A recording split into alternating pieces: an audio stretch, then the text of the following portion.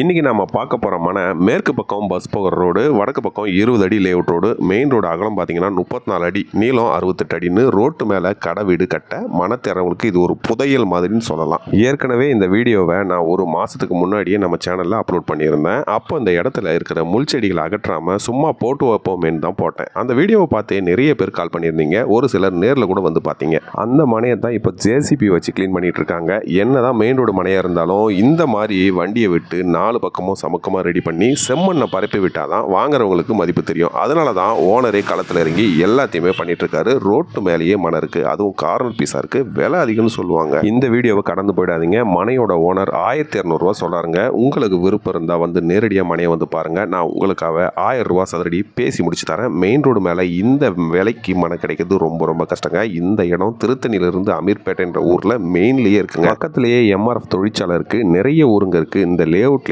இப்போ கூட 3 வீடு இருக்குங்க. ஏன் இன்னும் வெயிட் பண்ணுறீங்க? ஸ்க்ரீனில் தெரிய நம்பருக்கு கால் பண்ணுங்கள், நேரடியாக சிட்டிங் போயிடலாம்.